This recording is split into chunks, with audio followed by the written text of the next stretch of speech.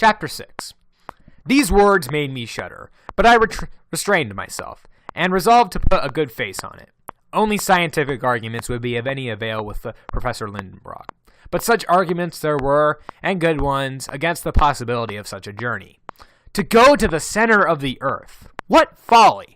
However, I reserved my dialects for a fitting moment and concerned myself about dinner. It would be useless to repeat my uncle's imprecations when he found the bare table. All was explained, and our worthy domestic was forthrighted.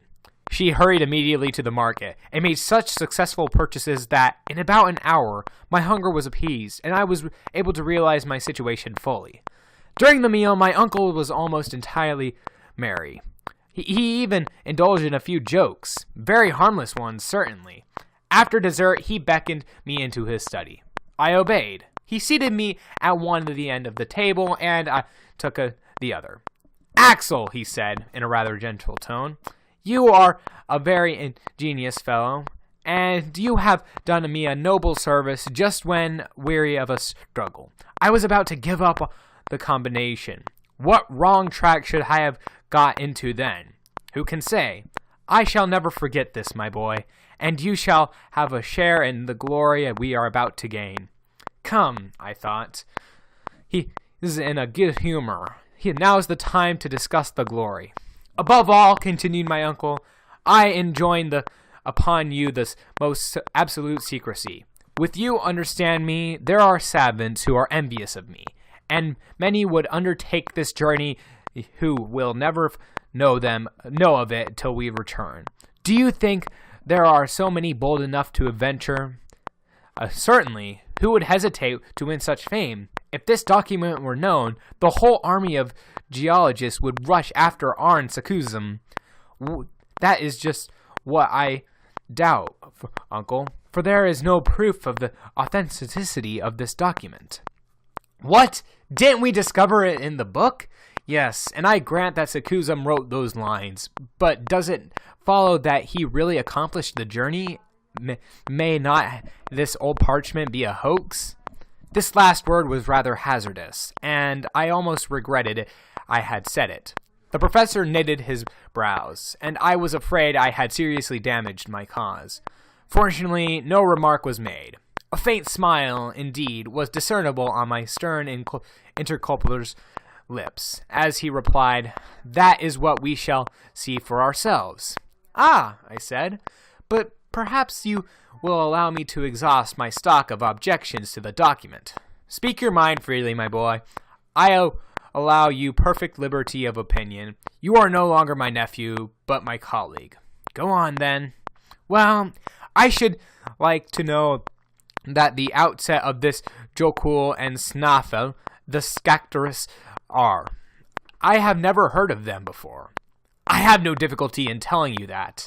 I happened just a short time ago to get a map from my friend Augustus Peterman of Weisbeck, and it could not have come more opportunely.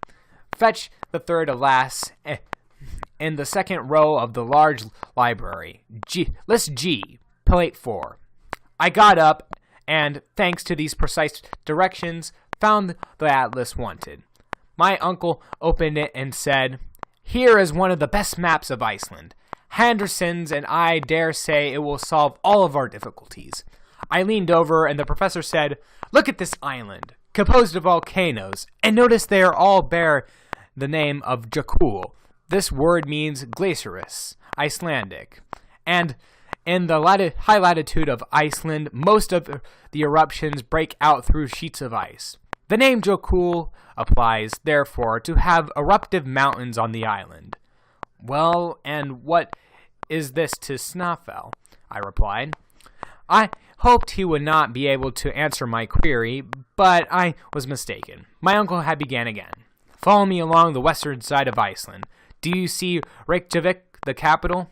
"Yes. Well, go up in the innumerable fjords and on the shore and stop a little below 65 degrees of latitude.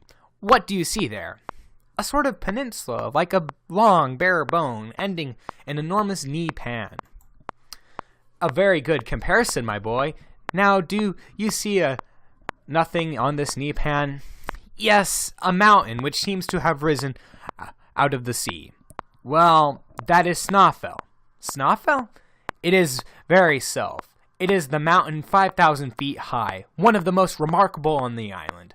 Assuredly the most celebrated in the whole world. Its crater leads to the center of the globe. But that is impossible, I exclaimed, shrugging my shoulders.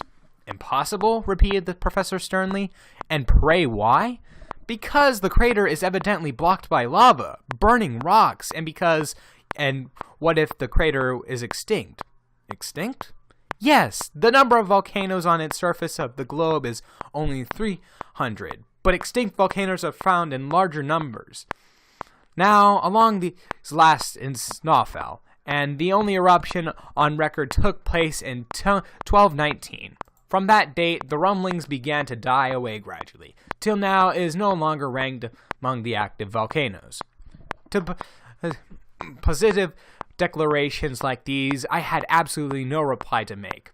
I had, therefore, to pass on the other obscurity in the document. What does the word Scactorus mean, and what have the calends of July have to do with it? I asked. My uncle took a few minutes to think, and I began to hope, but only for an instant, as he soon went on and said, "What you call obscurity is to me light. This proves the igneous pains Sakuzum has taken to make this discovery clear. Snaefell is composed of several craters, and it was therefore necessary to indicate which one led to the center of the globe. How has the Icelandic savant done it? He has remarked that as the calends of July approached, that is to say, about the end of June, one of the mountain peaks, the Scactorus, projects its shadow over the opening of the crater in question. And this is fact he states in the document. Could anyone imagine a more exact indication, and the summit of Snaefell once reached? And could there be the least doubt of which road to take? Positively, my uncle had an answer for everything. Soon I saw all attack against the words of parchment would be useless. Therefore, I ceased to discuss the subject and went on to the scientific objections of the journey. Well then, I said, I'm obliged to confess, the sentence is plain enough and leaves no doubt in my mind. I even grant that the document appears perfectly authentic. This savant has been to the bottom of Snaefell. He has seen the shadow of Scactorus fall softly over the edges of the crater. Toward the calends of July, he has even heard legendary tales that this crater leads him to the center of the earth.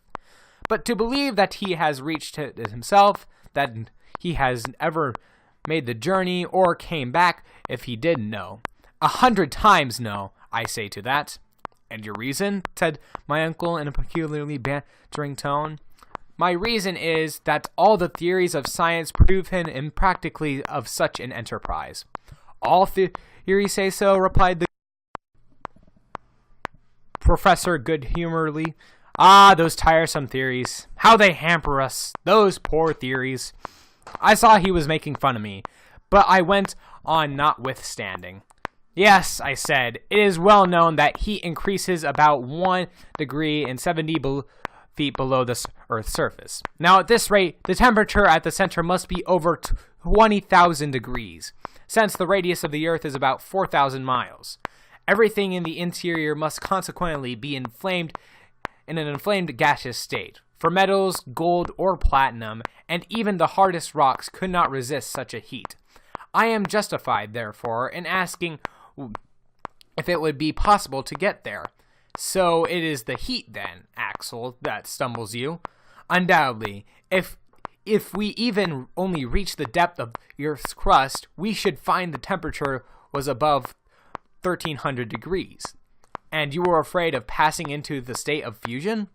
I leave you to settle that question, I said crossly.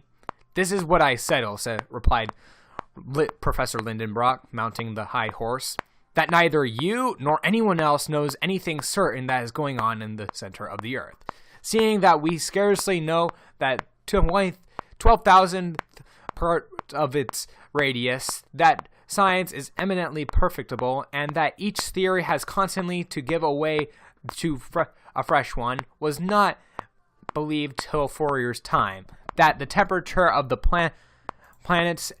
planetary spaces was constantly decreasing, and is not known now that the greatest cold does not exceed 40 degrees or 50 degrees. Now below zero? Why should it not be so with internal heat? Why should there not be a certain limit beyond which it cannot increase?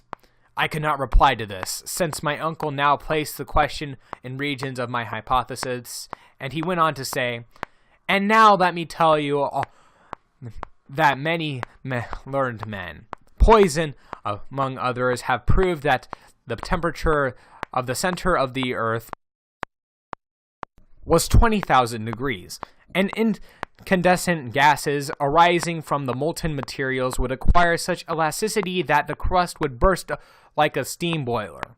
That is only Poisson's opinion, uncle. That is all.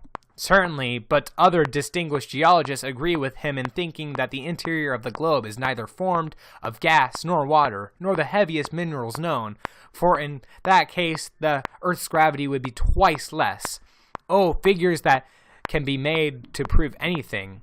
And facts too, my boy. It is not unquestionable that the number of volcanoes is considerably decreased since the early days of the world, and if had great central heat existed, would be likely to get less powerful.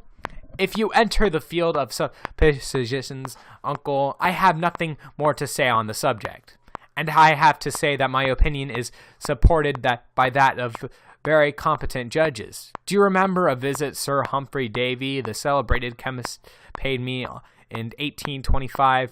Not the least, since I only came into the world 19 years afterward.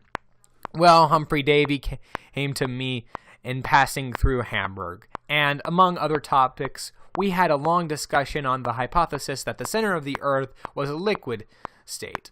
We both agreed that this liquidity was impossible, for a reason to which science can find no reply.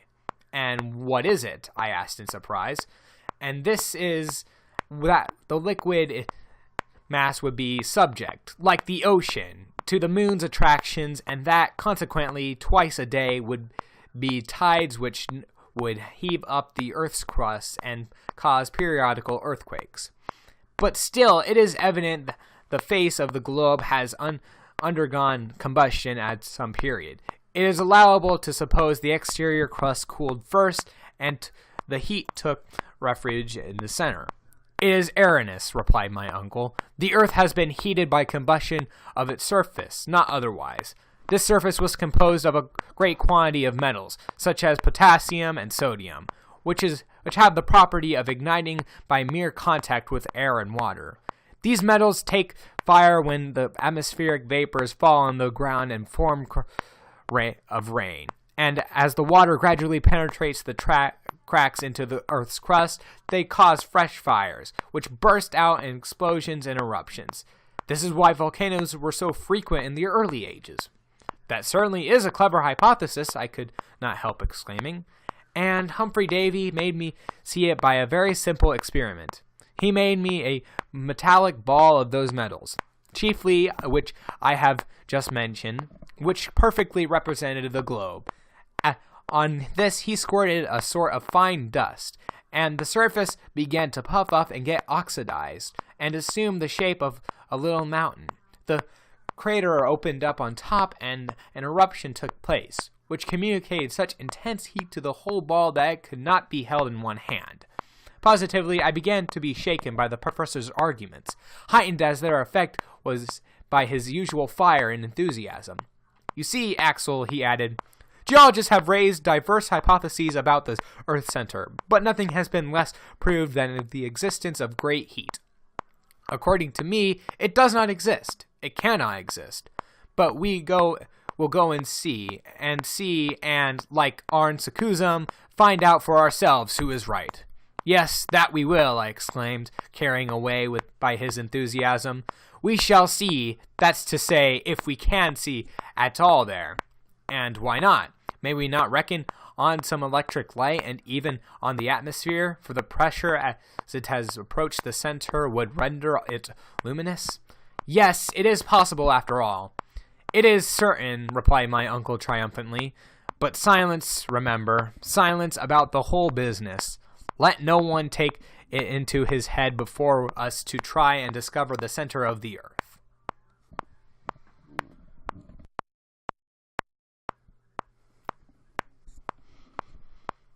Chapter 7. So ended this memorable conversation. It had put me in a perfect fever. I was quite giddy when I left my uncle's study, and there was not air enough in the streets of Hamburg to revive me. I went along to the shore of Elbe, beside a little stream which conveys passengers to the Hamburg railway station. I was convinced by what I had been hearing, or it was merely the professor's power that had conquered me. Must I treat this project seriously? Must I have been listening to the mad speculations of a fool or scientific deductions of a great genius? In it all, where did the truth end and error begin? The thousand contradictory hypotheses floated before my mind, and there was nothing I could lay hold of. However, I recollected I had felt convinced, though my enthusiasm began to cool down, but I would have liked to start immediately. Before I had time for reflection, yes, I could have strapped my partenue to and set off that moment. But I must confess that within an hour, this unnatural excitement left me. My nervous tension relaxed, and I was able to ascend from the depths of the earth to the surface once more. "This is absurd!" I exclaimed. "It is not common sense. It is not rational to proposal to make a sensible lad. Nothing of this sort exists. I have not slept well, and I have had a bad dream." Meantime, I had followed the shores of Elbe and got past the town.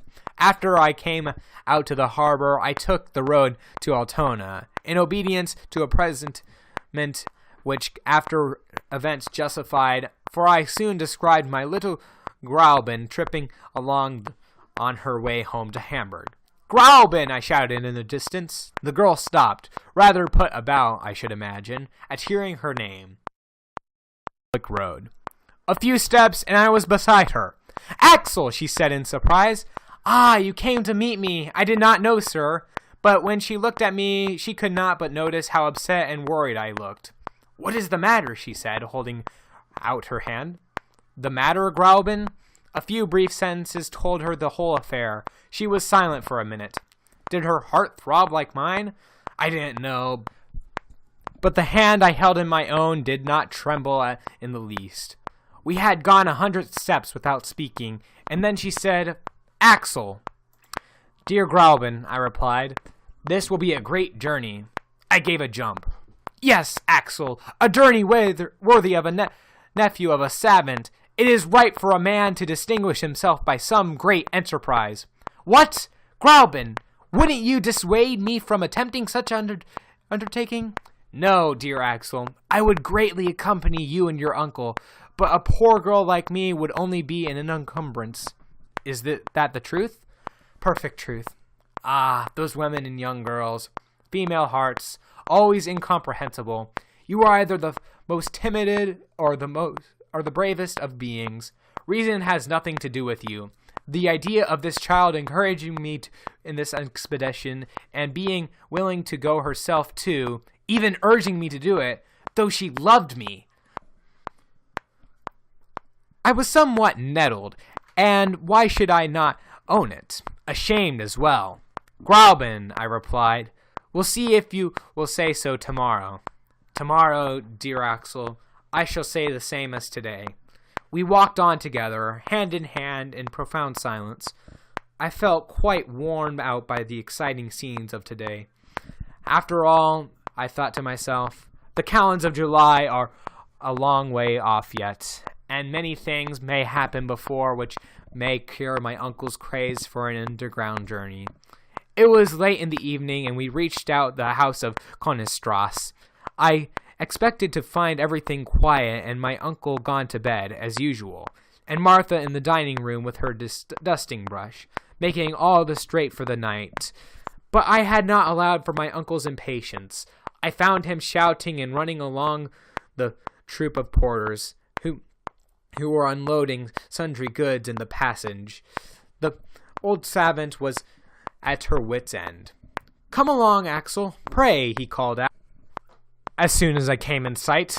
"Unfortunate fellow, here is your portmanteau not packed, and my papers not arranged, and the key of my traveling bag not to be found, and the gaiters not come." I stood dumbfounded. Voice failed me. My lips could scarcely articulate the words. "We are going, then?" "Yes, unlucky boy, wandering about instead of being here." "Are you really going?" I repeated feebly. "Yes, the day after tomorrow, at dawn." I could not bear to hear any more, and flew to my own little room. There could be no doubt about it. My uncle had been employing afternoon to getting some of the articles and utensils necessary for the journey. The passage was full of rope ladders, slip nooses, torches, gourds, cramp irons, pickaxes, alpenstocks, mattocks, enough articles to load 10 men at least. I spent a terrible night. Next morning I heard myself called quite early. I determined not to open the door, but who could resist the soft voice which said, "Axel, dear Axel." I came out of my room thinking to myself that Gräuben would change her mind when she saw my pale, haggard face and eyes, red with want of sleep. But as she met me, she said, "Ah, you are better today, dear Axel, I see. Your night's rest has quieted you." Quieted me! I rushed to my mirror and looked at myself. Well, I must confess, I did not look so bad as I supposed. It was incredible. "Axel," said Gräuben, "I have been having a long talk with my guardian. He is a bold savant, a man of great courage, and you must not forget his blood runs in your veins.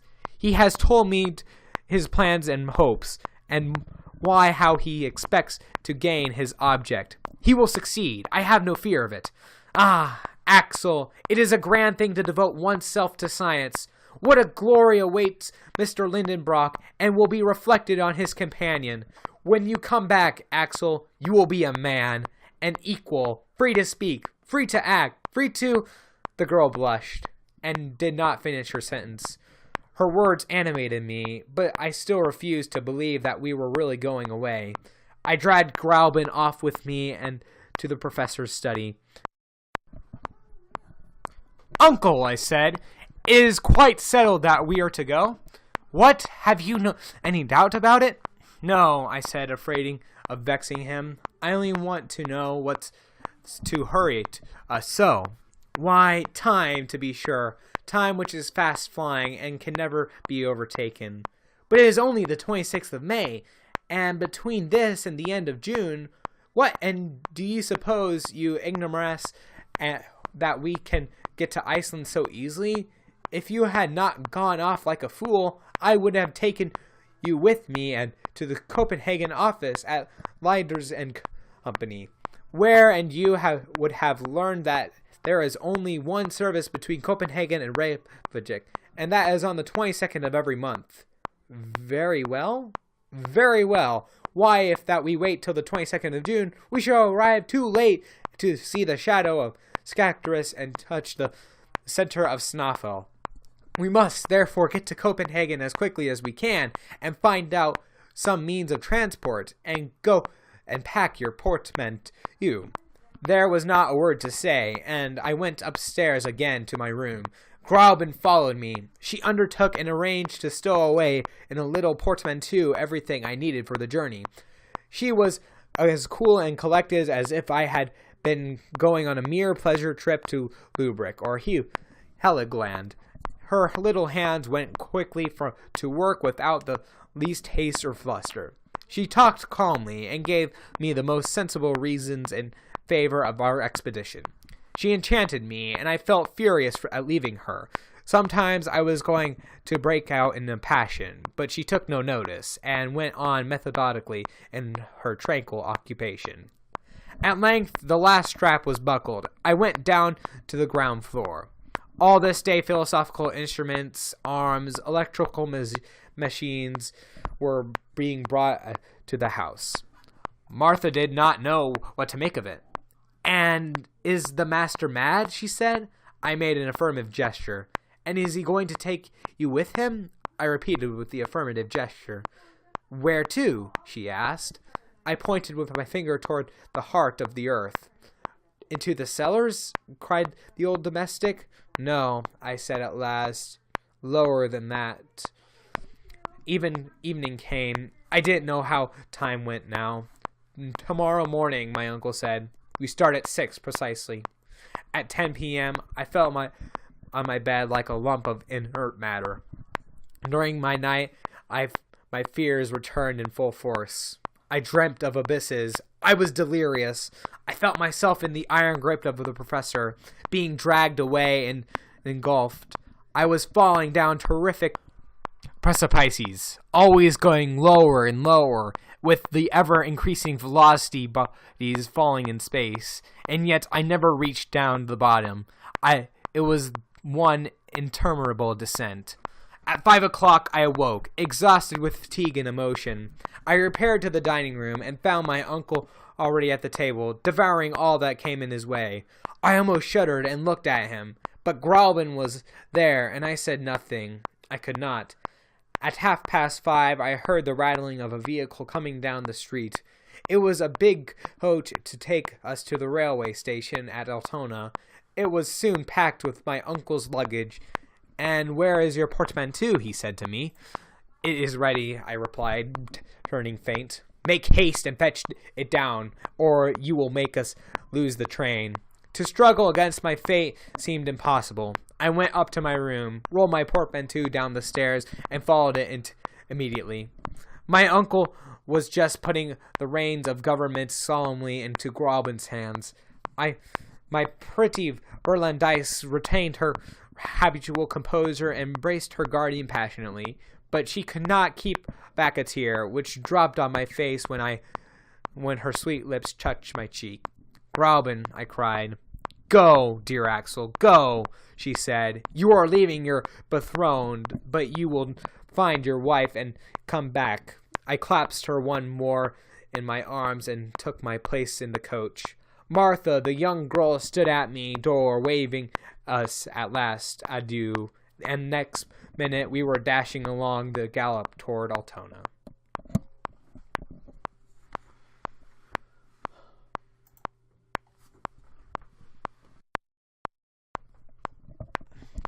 At Altona, which in fact was only a suburb of Hamburg, commenced the line of rail to Kiel, by which we were to get to the shores by the Belt. In less than 20 minutes, we entered the territory of Holstein, and at 6:30 the coach stopped before the railway station. The numerous packages of my uncle were unloaded, weighed, labeled, and deposited in the luggage van. At 7, we took our seats opposite each other in the same compartment. A shriek from the whistle, and we were off. Was I resigned? Not yet. However, the fresh morning air and the constant variety of scene as the train bore us swiftly on diverted my mind somewhat from its preoccupation. As to the professor, the engine was evidently too much slow for his impatience, and his thoughts were far ahead of it. We were alone in the carriage, but neither of us spoke. My uncle was churning out his pockets and traveling bag, and investigating everything with the most minute attention. I soon saw that he had secured whatever was necessary for the execution of his projects. Among others, there was one sheet of paper, bearing the heading of the Danish consulate, with the signature of M. Christensen, the consul of Hamburg, and a friend of the professor. This would give us every facility for obtaining introductions at Copenhagen for the governor of Iceland. I also perceived the famous document carefully stowed away in the most secret pocket of his portfolio, and I anathematized in my deepest heart and turned away to look out at the window.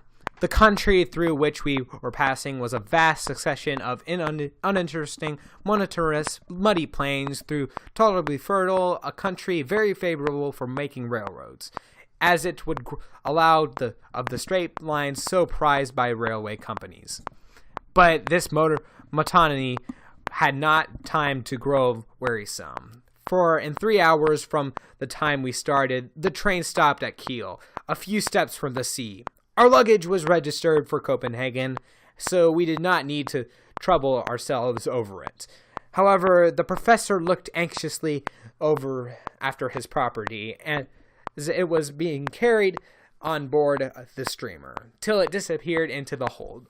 My uncle, in his haste, had calculated so well that we found the whole day would be lost there, as the steamer, the Eleanor, did not sail till night. 9 hours' fever was the result, during which the inescapable traveler stormed and swore the managers of the railways and steamers, and the government which allowed such abuses. I had to join with him when he attacked the captain on the subject, insisting on the furnaces being lighted and the vessel put in motion immediately. The captain merely sent him about his business. At Kiel, as everyone else, the day must come to an end. By dint of walking along the verdant shores of the bay, in the heart of which the little town is situated, and roaming through the thick woods, which give it the appearance of a nest among the branches, and admiring the villas, and racing about the fuming, the time passed, and 10 o'clock struck. Clouds of smoke puffed out of the Eleanor, and the bridge shook with vibration of the boiler when we came on board and took possession of our berths in the one solitary cabin of the steamer. At 10:15, the cable was let go, and the steamer began to thread her way rapidly through the gloomy waters of the Great Belt. The night was dark. There was a fine breeze and a strong sea. Here and there on the coast, lights glimmered. Farther on, I don't know where, a lighthouse shone brilliantly over the waves. And this was all I recollect about this first stage of our journey. At 7 a.m., we disembarked at Kossor, and a little town at the eastern side of Zealand. We were jumped onto a fresh railway, which carried us over a country quite as flat as the plains of Holstein. We had 3 hours' journey before reaching the capital of Denmark. My uncle had not closed an eye. In his impatience, I do not believe he was pushing the carriage along his feet. At last, he caught sight of the sea in the distance. "The Sound!" he cried. On our left, there was a huge building reassembling the hospital. "It was a madhouse," said one of our traveling companions. Well now, I thought to myself, that is an establishment we certainly ought to end our days in. Though large as it is, it would still be too small to contain the madness of Professor Lindenbrock. At 10 in the morning, we set foot in Copenhagen. The luggage was put on conveyance, and we drove to Phoenix Hotel in Brenda Gate. This occupied about half an hour, for the station was outside the town. There, my uncle, after a brief toilet, dragged me out with him. The porter of the hotel spoke German and English, but the professor, being a perfect polyglot, interrogated him a good Danish, and it was a good Danish that the man directed into him to the Museum of Northern Antiques, the curator of the curious establishment where a new history of country might be compiled out of the old stone weapons and bowls and jewels, was Professor Thomson, a savant and a friend of the Council of Hamburg. My uncle had a warm letter of recommendation to him. As a rule, one savant was not very cordial to another, but here was an exception. M. Thomson, being an obliging man, gave Professor Lindenbrock a hearty welcome, and his nephew also. It was hardly necessary to say that we kept our secret from a worthy curator. We were simply visiting Iceland as disinterested amateurs. M. Thomson placed himself entirely at our disposal and ran out the quays for us, trying to find a vessel that was going there. I fervently hoped his search would be unsuccessful, but it was nothing of the sort. A small Danish schooner, the Valkyria, was sail on the 2nd of June for Reykjavik. The captain, M. Born, was on board. His intending passenger almost crushed his hand by a hearty grip, and he gave it in his joy. A worthy man was a little astonished, for going to Iceland was an everyday occurrence for him. My uncle thought it was sublime, and the brave captain took advantage of his enthusiasm to ask him double fare. But he did not look at the matters too closely. "Be board on Sunday at 7 a.m.," said M. Bourne, pocketing the dollars coolly, as the bargain was concluded. We then returned to the Phoenix after giving our best thanks to M. Thompson for his trouble. "This is capital, most capital," repeated my uncle. "What a fortunate chance we have found a ship ready to sail. Now we'll have breakfast, and then go and look at the town." We first went to Königsnäs Torv, an irregular square where 2 harmless cannons were posted. Close by, at number 5, there was a French restauration kept by a cook named Vincent. We were breakfasted very well for the modest sum of 4 marks each. Then I wandered about the town, which is absolutely childish delight. My uncle walked along, but he saw nothing, either the magnificent place of the king, nor the pretty bridge built in the 16th century, which stretches across the canal in front of the museum, nor the immense cenotaph of the Thwardsen, adored with horrible mural paintings outside, and containing in the interior works of the sculptor, nor the castle of Rosenberg, in a tolerably fine park, a miniature structure looking like a bonbon box, nor the exchange, a handsome Renaissance edifice, nor its tower, composed of its twisted tails of 4 dragons in bronze, nor the great windmills on the ramparts, the vast sails of which swelled out before the breeze like the canvas of a ship in a breeze. What charming walks my gritty Graubin and I would have had along the harbor, where the 2 deckers and the frigates sleep peacefully, below the red roof of the shed, and along the verdant banks of the strait, through the leafy shades of which the citadel peeps out, and its black line of cannon stretches among the branches of the elders and widows. But alas, she was far away, and I might ever hope to see her again. However, though my uncle noticed none of these enchanting views, he was much struck by the sight of a certain steeple in the island of Amak, which forms the southwest quarter of Copenhagen. I was ordered to bend my steps toward it, and hailed a little steamer which ferried passengers over the canal. In a few minutes we landed on the quay of the dockyard. After having traversed several narrow streets where the gallery slaves in their yellow and gray short trousers were toiling under the baton of the sergeants, we came in front of the Vor Fresso's Kirk.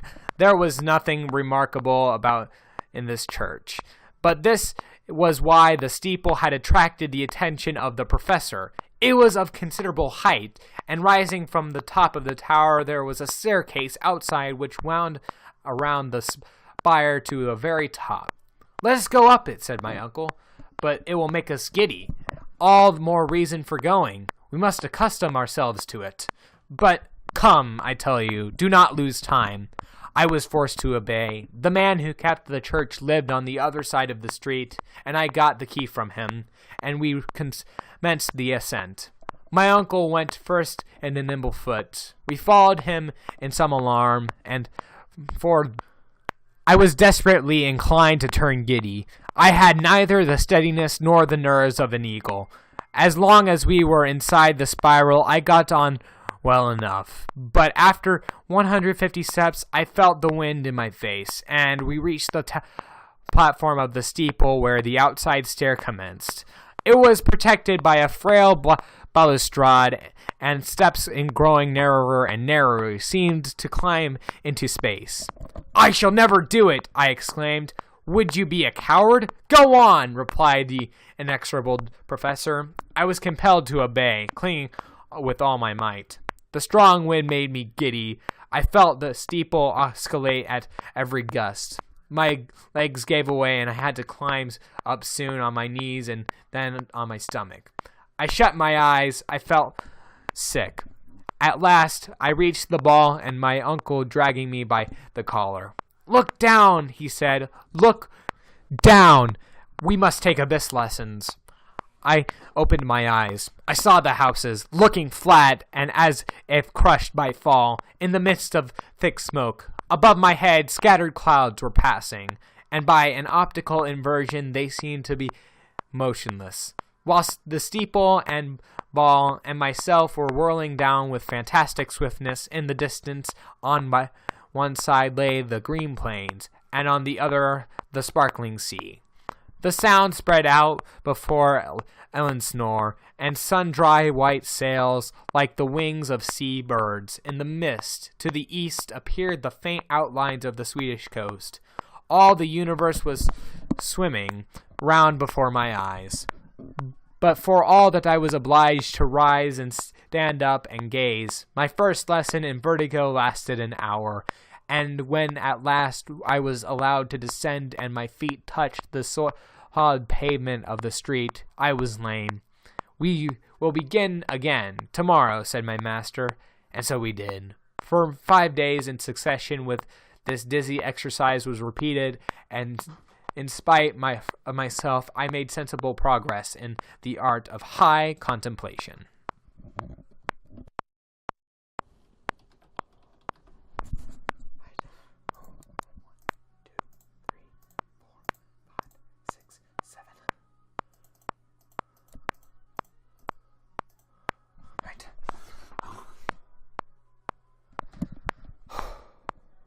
Chapter 9. The day of the departure arrived.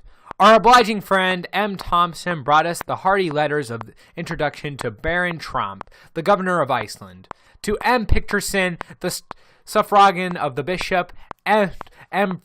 Finson, the mayor of Reykjavik, for which my uncle thanked him by the heartiest shake of the hand. On the 2nd at 6 a.m., our precious luggage was carried on board the Valkyria, and we were conducted to our narrow cabins by the captain. "Have we a fair wind?" asked my uncle. "Excellent," replied Captain Bjorn. "A sou'wester. We shall go out of the sound in full sail."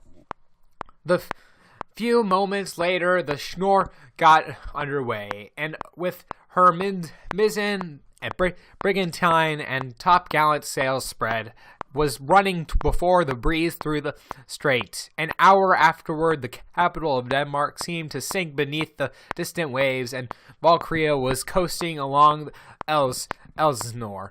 But in my exceeding nervousness, I state that I expected to see the ghost of Hamlet wandering this legendary terrace. "Sublime madman," I said to myself, "you would approve our proceedings undoubtedly. Maybe you would follow us to the center of the globe to seek there a solution of your eternal doubt."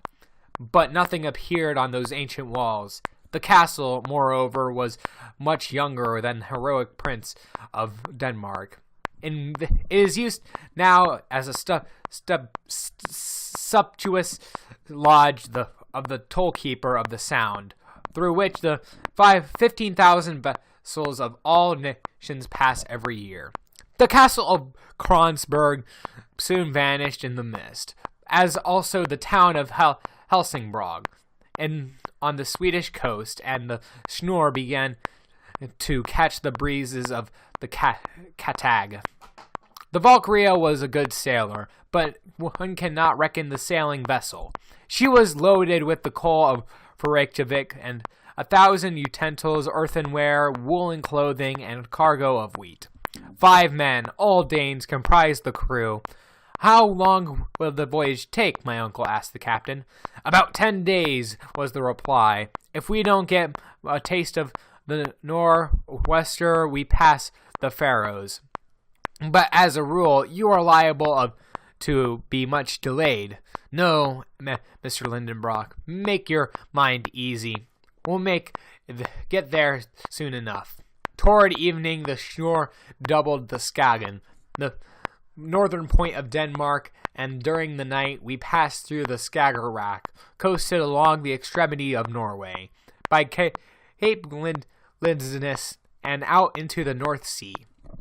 2 days afterward, we sighted the coast of Scotland off Peterhead, and the Valkyria began to steer straight toward the Faroe Islands, passing between the Orkneys and Shetlands.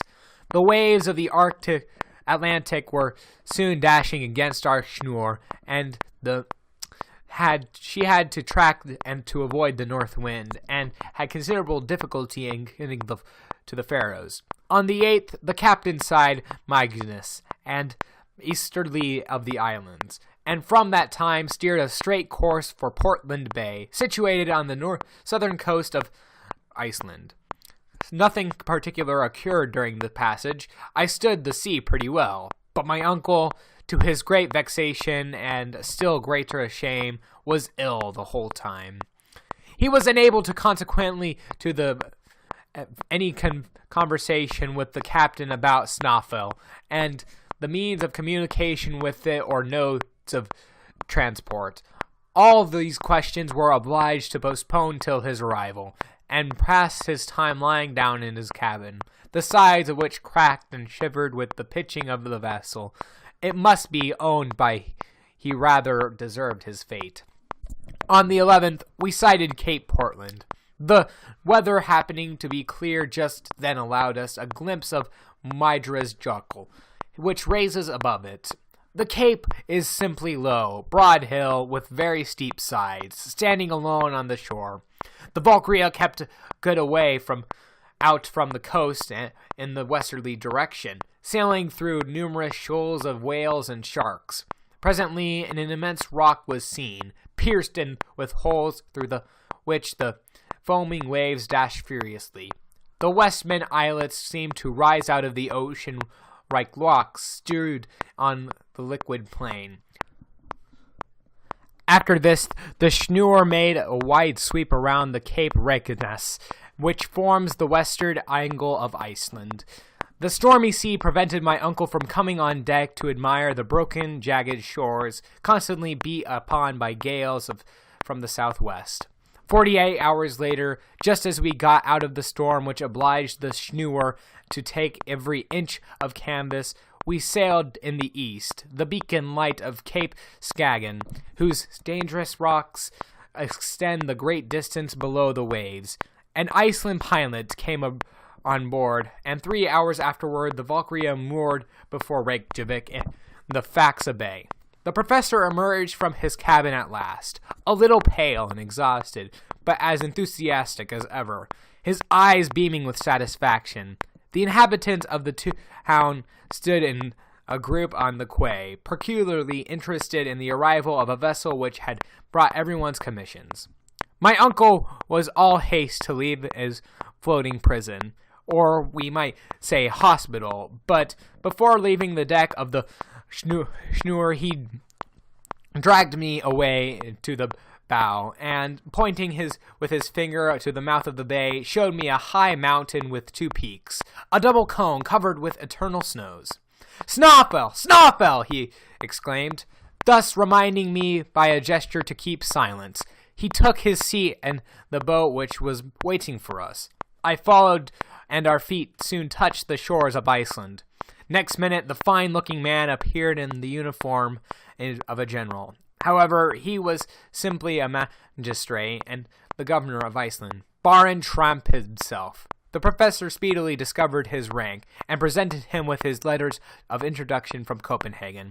Then followed a brief conversation in Danish, which I did not understand a word of, and good for reason. But the outcome of it was that Baron Tramp placed himself entirely in disposal of Professor Lindenbrock. From the mayor, Mr. Finson, no less military in costume than the governor, and equally pacific in temper and calling, my uncle received a most kindly welcome.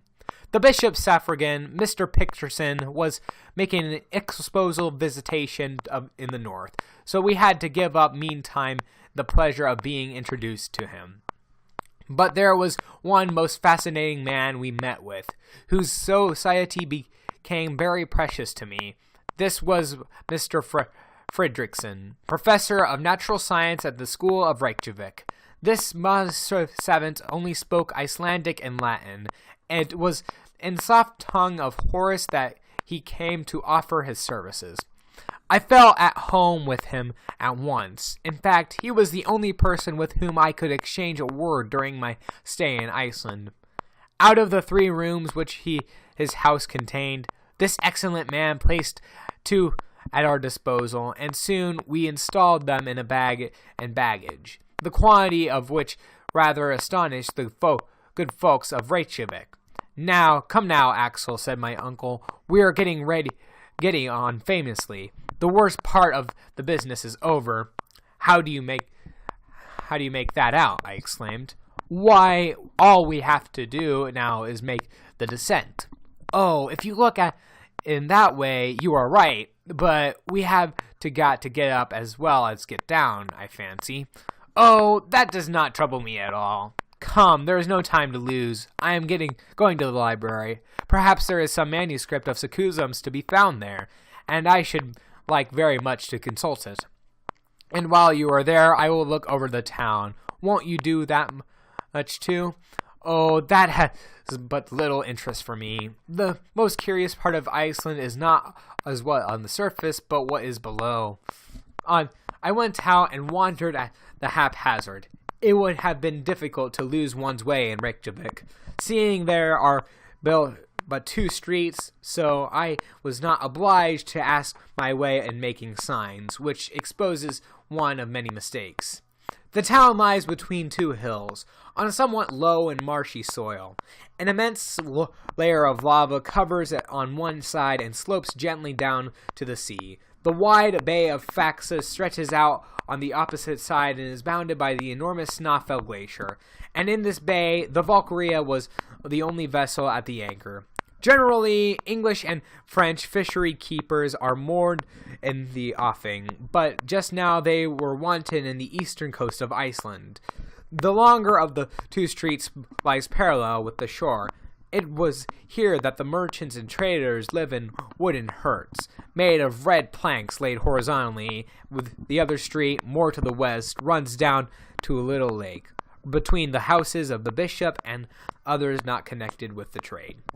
I soon made my way through these dull, melancholy-looking streets, and here and there catching a glimpse of a bit faded turf, like an old threadbare carpet, or occasionally of a garden, the scanty produce of which, consisting of a few potatoes, cabbages, and lettuces, might have easily figured on Lilliputian table. A few sickly gillyflowers were also trying to lift their heads up in sunlight. About the center of a non-commercial street, I found the public cemetery, enclosed by a mud wall and apparently with a room in it. A few steps farther brought me to the governor's house, a hut compared with the town hall of Hamburg, though the palace beside the huts of the Icelanders. A church rose the little lake and the town, built in the Protestant style in which inclined the stones of the volcanoes brought up the earth at their own expense. When strong gales blew from the southwest, it was evident that the red tiles of the roofs would be scattered in all directions, to the greater danger of the faithful worshippers. On a neighboring eminence, I perceived the National School, where, as I was subsequently informed by our host, Hebrew, French, English, and Danish are taught, 4 languages of which, I am ashamed to say, I didn't know a single word. I should have stood at the bottom of the class in the little colleague numbering 40 scholars, and been unworthy to sleep with them in one of those double closets where more delicate boys must have died of suffocation on the very last night. 3 hours had gone over, but the town and its environs. Its general aspect was singularly gloomy. No trees, no vegetation worth speaking of. Everywhere bare volcanic rocks. The Iceland huts are made of earth and turf, and the walls slope within. They resemble roofs laid on the ground, but these same roofs are metals comparatively fertile, thanks to the internal heat. Tolerably good grass grows on them, which, carefully cut down by the hay season, for, if left, the domestic animals would come and graze on these green dwellings. During my ramble, I met a few inhabitants. In coming back, though, along the commercial street, I saw the greater part of the population engaged in drying, salting, and loading codfish, the principal article of exportation. The men looked robust, but heavy, a species of Germans, with fair hair and pensive eyes, feeling themselves a little outside the pale of humanity. Poor exiles regulated to this land of ice, who should properly have been Esquimaux, since they were condemned by nature to live on the edge of the Arctic Circle.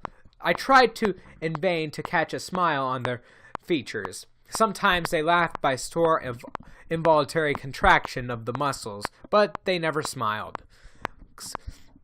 Their costumes consisted in a coarse jacket of black woolen stuff known as vadmel in Scandinavian countries, a wide-brimmed hat, trousers bordered with red, and a company piece of leather wound round for the feet for shoes.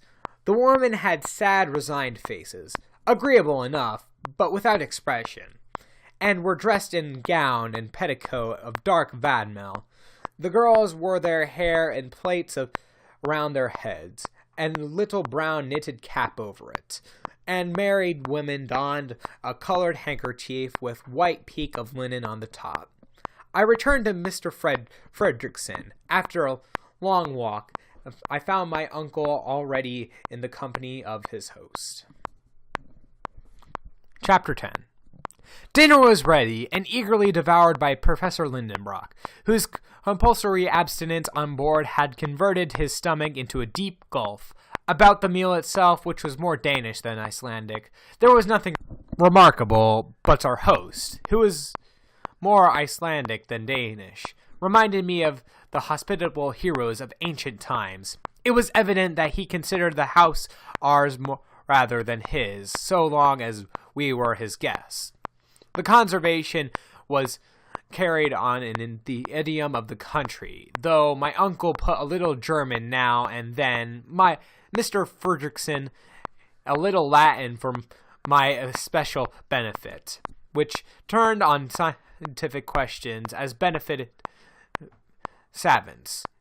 But Professor Lindenbrock displayed great reserve, and at every sentence warned me by a look to be careful not to breathe a word about our plans. Almost the first question asked by Mr. Fredrickson was how my uncle had got on at the library. "The library?" exclaimed my uncle. "Why, it only consists of a few odd volumes and a lot of empty shelves." "What, Mr. Fredrickson? What? We have 8,000 volumes, many of them very vulnerable and rare, and in addition to works in old Scandinavian tongue, we have the novelties every year that Copenhagen can furnish us." "And where were these 8,000 volumes, for my part?" "Ah, Mr. Lindenbrock, they are all over the country. In our ancient land of ice there is a taste for study. Not a farmer nor fisherman could be found who cannot read, and who does not read. We are of opinion that instead of letting books grow moldy behind the iron grating far from the vulgar gaze, it is better to let them wear out by being read. These volumes therefore circulate freely from hand to hand, and are turned over and read and reread, and often only come back to their shelves after a year or two of absence." "And meantime," my uncle replied, a little snappishly, "strangers, what would you have? Strangers have their own libraries at home, and our first business is to educate our countrymen. I say the love of study is in the Icelandic blood. How that is now in 1816. We started a literary society which is now flourishing. Learned foreigners are proud to be members of it. It publishes books compiled for the instruction of our fellow countrymen, and is a vulnerable boon to the island. If you will consent to be one of our corresponding members, Mr. Lindenbrock, will you confer us on the greatest pleasure?" My uncle belonged already to 100 scientific societies, but he consented to with so much grace that Mr. Fredrickson was quite touched by it. "And now," he said, "if you will please tell me what were the books you hope to find, I may perhaps be able to give you some information about them." I looked at my uncle, and he now had a reply, for this was a question that immediately affected his project. However, now, after a minute's noted reflection, he said, "Mr. Fredrickson, I wanted to know whether there are any writings by Arne Sakuzum among the ancient works. Arne Sakuzum, he replied, from the Reykjavik professor. You mean the 7th of the 16th century, who was once the great naturalist, a great alchemist, and a great traveler? Precisely. One of these glories of Icelandic science and literature? Exactly so. An illustrious man everywhere? That's the very man. His daring equaled in genius? Ah, I see you know him thoroughly. My uncle's eyes beamed at his eulogy of his hero, and he listened eagerly to every word. Well, he said at last, what about his works? Ah, his works. I haven't one of them. What? Not in Iceland? They are neither to be found in Iceland nor anywhere else. But why? No, because Arne Sakuzum was persecuted for heresy in 1573. His books were burned at Copenhagen by the hands of the common executioner. Very good. That's capital, exclaimed my uncle, who, to the great scandal of the professor of natural science. Yes, continued my uncle, all hangs together, all is clear now. I can understand how it was that Sakuzum, when he was forced to be placed in the Index Expurgatorius and obliged to conceal the discoveries of his genius, had to bury his secret of incomprehensible cryptogram. What secret? Asked Mr. Frederickson sharply. A secret that which, stammered out my uncle, it's so secret document that you have come to possession of?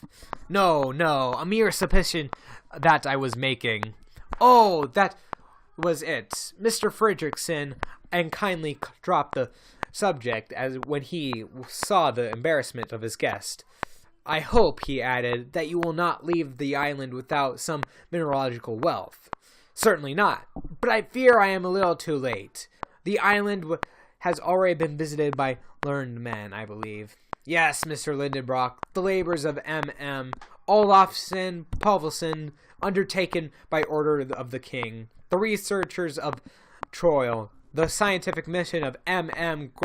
Gaimard, Mard, and Robert in the French corvette La Recherche, and lastly the observations made by savants on the frigate La Reine Hortense have largely contributed to our knowledge of Iceland. But believe me, there is plenty to do yet.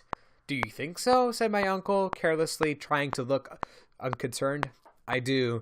How many mountains and glaciers and volcanoes there are about which little or nothing is known. Stop! Without going a step farther, look at the mountain on the horizon.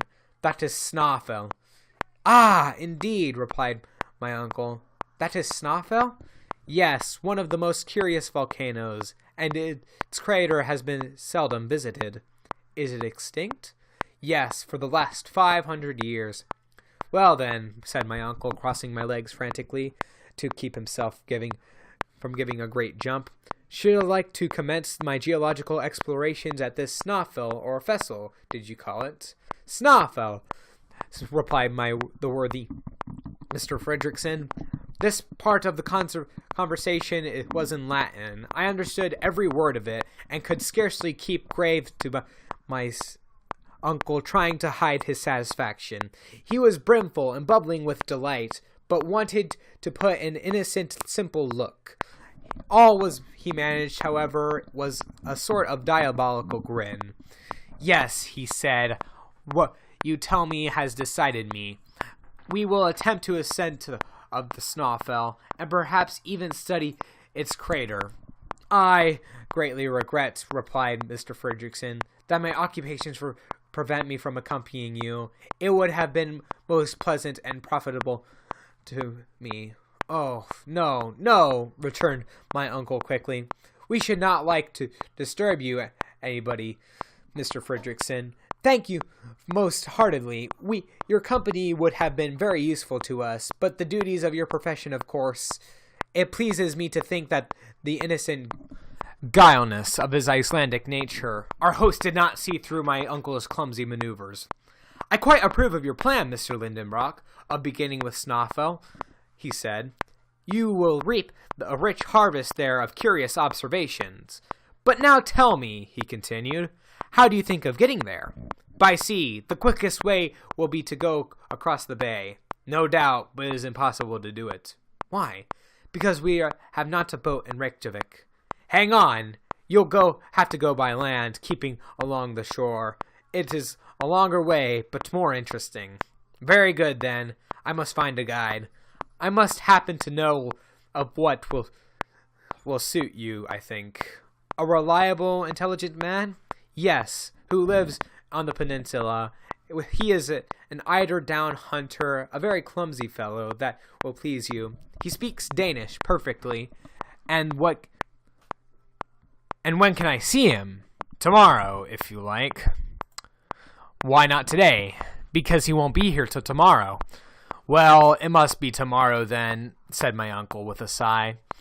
This important conversation ended a few minutes later with a hearty acknowledgment of the German professor to the Icelandic professor for his great kindness. My uncle had gleaned much valuable information during dinner. He learned the history of Sakuzum, the reason of his mysterious document, and, moreover, the host could not accompany him in his expedition, and that the next day a guide would be waiting his orders.